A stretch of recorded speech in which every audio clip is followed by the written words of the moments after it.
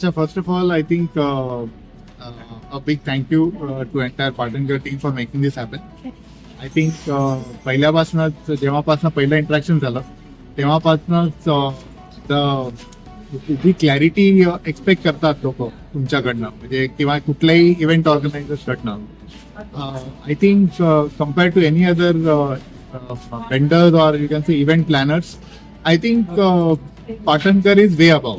कारण पाटणकर जी क्लॅरिटी देते ते मला जेव्हा मी 2-3 बाकी वेंडर्सशी बोललो होतो त्यांनी कधीच क्लॅरिटी दिली.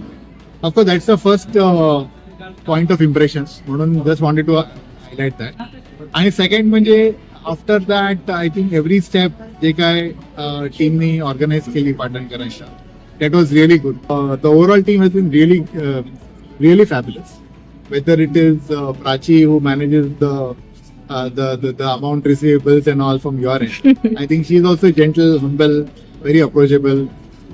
Others following up for data, photos and all, they are also good. And सगळ्यात important म्हणजे Tanmay has been exceptionally helpful. I think I know she is very busy आणि त्यांना भरपूर काही events असतात. पण hats off to Tanmay, the way she manages things. I think she really does this very well. So big thank you to Tanmay for making this a big success. आणि most important coming to the most important part जो इव्हेंटचाच part आहे. त्या इव्हेंटच्या पार्टमध्ये at least मी expect केलं होतं की एक पर्टिक्युलर मुंज जेव्हा होते तेव्हा हे सगळ्या गोष्टी होतात. म्हणजे राईट फ्रॉम एंट्री म्हणजे मी बऱ्याच मुंजी अटेंड केलेल्या आहेत लास्ट 3-4-5 वर्षामध्ये.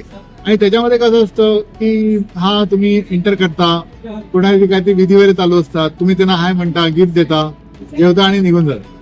म्हणजे that is a typical impression of Munja. आणि टू बी व्हेरी ऑनेस्ट बरेचसे लोक ज्यांनी मला म्हणजे पाटणकरच्या अँगलनी you can say feedback or inputs or first impressions दिले त्यांनी सांगितलं की त्यांनी पहिल्यांदा असं बघितलं की अरे बाबा मुंजीमध्ये एवढे सगळे संस्कार असतात भट्टूला एवढं सगळं म्हणजे समजावलं जातं मुंजीच्या धोरण त्यांनी पण कुठे बघितलं नव्हतं.